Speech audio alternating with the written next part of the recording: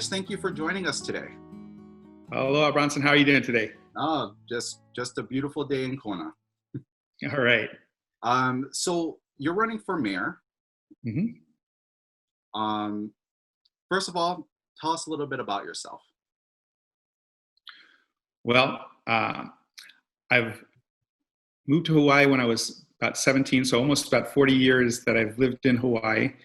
I have raised my kids here. I have three wonderful children. They went to public schools here. They all went to college, and now they're all living on the mainland, doing great things. Unfortunately, they'd all love to be here, but because of our current situation with housing and jobs, just diverse jobs that they're able to work in, it makes it difficult for them to be here. So it's actually one of the reasons why I'm running for mayor. Yeah, is to make sure that that we're able to have these kinds of jobs for kids that are moving away and stuff. Love this island, love the people of this island, and anyhow, that's a little bit about me. No, thanks, Mitch. And you're currently the prosecuting attorney for Hawaii County, right? So I'm currently the prosecuting attorney. I've been in the prosecutor's office. I've been a prosecutor for about 26, 27 years. I've been the elected prosecutor for the last 8 years. So why run for office, or why run for mayor? Why now? Well, like I said, I love this island. I love the people of this island. And I want to create a better future for our future generations and the generations to come from there. As the prosecuting attorney, I've, had a chance of being a division head, and I've seen a lot of problems in the county. A lot of these problems have gone on for, over, many years. And so if we want to have a better future for tomorrow, we have to take care of the problems of yesterday. And so there's a lot of those issues that I believe, as a prosecutor, as a trained problem solver, as a person who's actually been in government, that knows how to deal with government, I have unique skills that allow me to address those kinds of problems. This year has seen a lot of troubling times with the COVID-19 pandemic, as you know. If you were mayor, what would you do differently? As far as with COVID, yeah. I think one of the things that most people have been kind of frustrated with, and I've kind of a little frustrated with, is the communication and how, we haven't always been on the same page with the state, how communication has come out a little bit slow, and it's been confusing. I think, there's been a lot of frustration with that.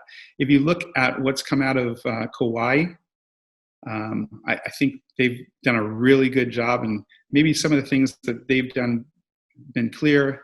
They've worked on it, and we've seen some real great things. The other thing is, we're doing well, but we're not out of the woods yet, and so we need to keep on looking at how we're going to do what we do in the future.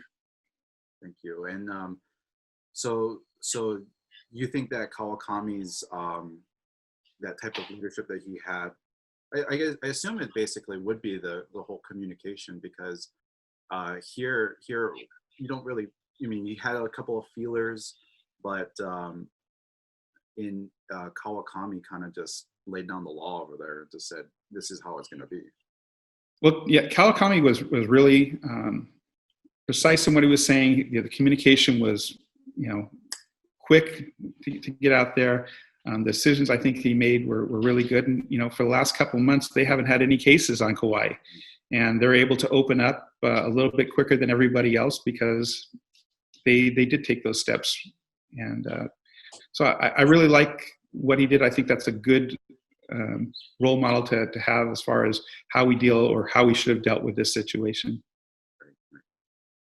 Hiring freezes are currently in discussion in Hilo.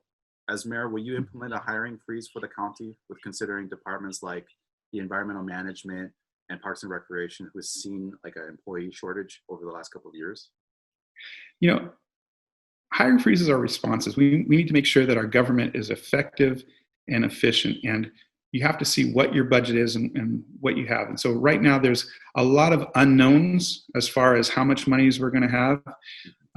I will say this, if there are hiring freezes, it would probably be, we'll look at things on a case-by-case basis, going through the different departments and doing them. I'm not saying that there's going to be or there's not going to be, but you have to take a look at that, and you have to do assessments based on what the goals of the county are, and getting us through this next period of this next phase. Right, and it seems like what is the recession is going to affect the island as a whole.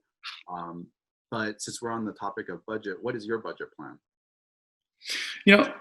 For the mayor who comes in December, that first budget is being made right now. Right. So people have to understand that the budget that the mayor is going to make in that first budget hearing is going to be for July 21 to June of 2022. And so there's still a lot of unknowns about where we are going to be and what we're going to do. As far as making a budget, one of the things I've learned as a department head is how the mayor and how the council works and makes that budget, and how finance makes that budget. One of the things I intend on doing is sitting down with not just the department heads, but going into the different departments, meeting with the various people that are in those departments, finding out what their strengths and weaknesses, what needs to be added, taken away, and make a budget based on those things that are happening, that need to happen, and maybe those things that there's waste, and seeing where we can cut the waste. And going further into the budget, what type of capital improvement projects do you see in the foreseeing future?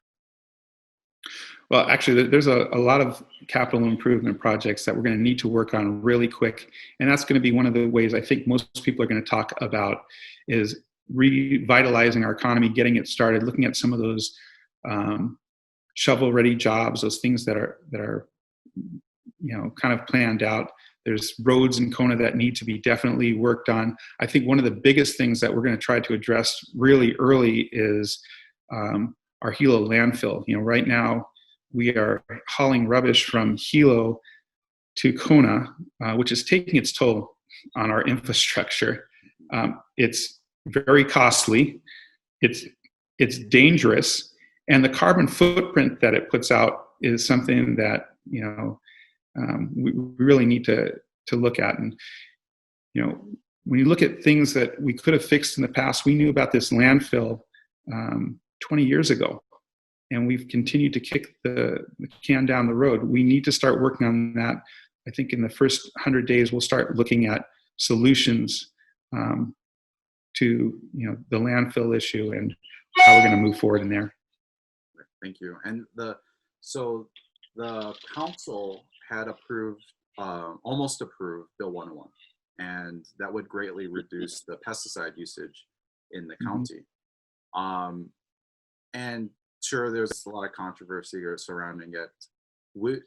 If the council had passed it, as mayor, would you have signed Bill 101 or make any revisions to it?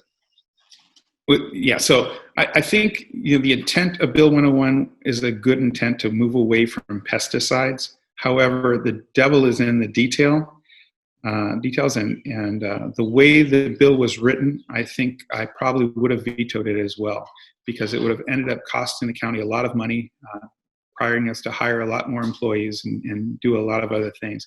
I think this is one of the things that I'm a little bit different, I think, with the current administration and maybe with some others. I believe in not only building partnerships with the community and with the departments, but we also need to be talking to our council people and having regular discussions. I believe if there were regular discussions as this bill was being made and some of the other bills that are being made, we would have come out with a better product, and it would have been possible for a bill to be signed, whereas we had some transition plans and we had a path forward, not just and all of a sudden we're going to do this and not really any answers on how you get those things done. the last several years, homeless has been an island-wide issue. As mayor, you're going to have to take this on. What's going to be your plan for our homeless issue? Homelessness. A lot of people look at different things when they're talking about homelessness. I think most people look at the people that are out on the streets. And while our point in time count is down, as of last year was 20%, visually, people see the homelessness issue as kind of right out in front. One of the things when you look across the nation at successful programs, they talk about the Housing First programs. And we're working on our Housing First programs, but we've been our own worst enemy. We've, because of permitting and different rules and lack of action, we've been slow to react. We have, with every adversity, there's always an equal or greater opportunity. Right now, even with this COVID, there's monies that are being put forward. We're able to, through the fire department, I believe they're able to build those housing at NES. We have the ability to start doing a lot more right now because of funds that we didn't have, because of rules that we, may not be in place. So we're going to need to look at that. The other thing I think with homelessness that we really need to look at, and we should be looking at, is one-stop shops. So not just a place for people to be housed, but those services that go along with the homelessness. So maybe mental health services, employment, drug treatment. If you put all of those things in one place, a one-stop shop, you can do a lot better with getting these people back on their feet, back into being productive members of society. And, we have that opportunity to have several of those locations, one in Kona, one in Hilo, and possibly, some in Puna or some other locations that, we have opportunities. Thank you. That we'd like to take advantage of. Yeah. I have a couple of questions that was submitted to us. Okay. We have a resident from Kona that asks, what ideas do you have, and if elected mayor, what will you do to address the affordable housing crisis facing our county? Yeah. The affordable housing crisis is something where the county has been its own worst enemy. We've put obstacles up where we really should be trying to help the community, but we've acted like a gatekeeper to keep people out. And so affordable housing becomes less affordable because of delays in building, because of rules that we put in the way. And I think one of the things that, as an attorney, I know how to read the law, I know how to interpret the law. And in this area, I think we can save a lot of money if we streamline the process and we take away some of those obstacles. Obstacles like interpretation. We interpret the permitting laws differently from different sides of the islands, and sometimes even between different inspectors. What happens to people is they come in with their plans and they are given a list of things that they need to fix. They fix those things and they come back, they see another inspector and they're given another list. That shouldn't happen. We should have, consistent, standardized reviews. You get one bite of the apple as a county, and we should have a time period that we put in place so those things get moved forward.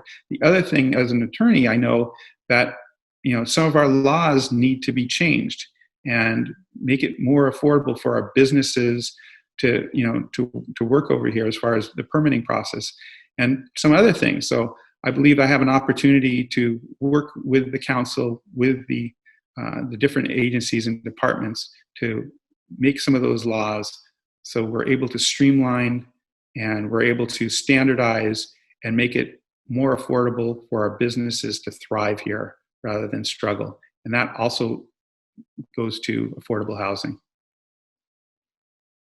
Another resident from Kona asked that the water well system in West Hawaii is still on shaky ground. What would you do to address that ongoing situation?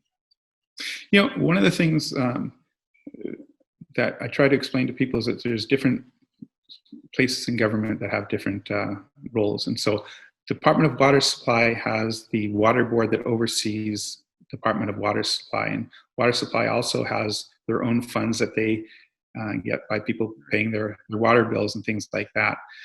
The mayor puts people into the water board and the boards and commissions. And so, what's important here for the mayor to do is to oversee and make sure that the right people get put into those positions, people who are problem solvers, not just, friends of people, but people that are actually going to make positive changes and make sure that we're fixing things.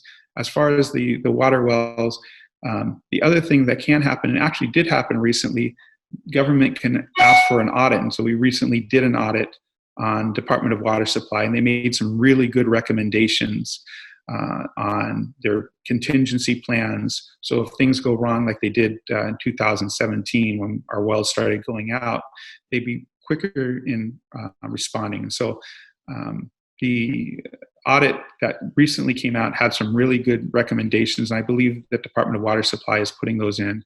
But as far as what the mayor can do, the mayor is very limited in that, but we're willing to give the support needed to make sure that our water is flowing and our people are safe, healthy, and being taken care of. A resident of Hilo asks, what would you do to more effectively utilize Hilo Bayfront and Kailua Village for both business and tourism? So I think one thing that needs to be said is that Kailua Village and Hilo Bayfront are two separate projects with two separate communities that have two, varying thoughts and things. But I believe in bringing people together, working collaboratively and cooperatively. And I think one of the things that will need to happen is we need to bring the communities, whether that be the residents, the businesses, and the tourism communities together to give us ideas, to discuss what things they want to see in there, and then using the government, listening to the people, and making sure we do the best jobs we can to support those projects. HPP resident asks, and you kind of touched on this one earlier, would you consider the idea of a waste to energy plan being back on the table? I say this because the landfill in Hilo is now closed and all the waste from East Hawaii is being trucked over to West Hawaii. So in a sense, it would be ground pollution versus carbon emissions. Technology has advanced a lot in waste to energy around the world to reduce carbon emissions. As mayor, where would you find your balance, and what would your view be for the future of environmental management? This is one of the areas that we're going to be addressing within the first 100 days. I intend on putting out a request for proposal for solutions because the current situation, as I said earlier, is unattainable. It's not the greatest idea. As far as waste to energy, I think we have to look at all those ideas. I'm not saying that I'm going to do that or not going to do that, but it's definitely a possibility. 12 years ago, it was a lot more expensive, and the emissions that were coming off are a lot different than the products that are coming off now. I think we need to put that idea as well as other ideas back on the table. We may need to, I think said it may take like 5 years to build a waste to energy plant here if we did that. We may need to look at short and long-term goals. In other words, maybe we find another place where we can have a landfill that's not as big a landfill, that's only there for a short amount of time. The whole thing, though, is we need to listen to ideas and take a look and then make some decisions. Thank you. And I'm just going to give you 3 minutes. You go ahead and take it away. Sorry. No worries. One of the great things of technology. Yep. All right. I'm sorry. No worries. Go ahead and I'll give you 2 minutes, and you go ahead and you can say whatever you want in a way to get your message out to the voters. Well, thank you. I think, again, we need to look at doing things a little bit differently than we've done in the past. We've had a lot of problems from the past that we're still dealing with. And if we're going to have a brighter future, we're going to need to look at taking care of those problems as well as the upcoming problems that the county is going to be dealing with. I believe that my background as an attorney, my background as a division head that knows how to work with departments, knows how to deal with civil service, and I believe that my background as a trained problem solver gives me a unique skill set to solve these problems and make a brighter future for all of us. You know, I plan on having a government that is, when they talk about for the people, with the people, having community, having people being involved in that community and really making a difference. And for those, you know, the other thing that we have to realize is that this is a government that is a big island where the mayor has an office on the Kona side and on the Hilo side. And I expect to have myself as well as my division heads meeting in both of those places regularly to take care of all the people of this big island. And so, Bronson, I want to thank you and your viewers for giving me this chance to talk and ask for your support. Thank you. Thank you.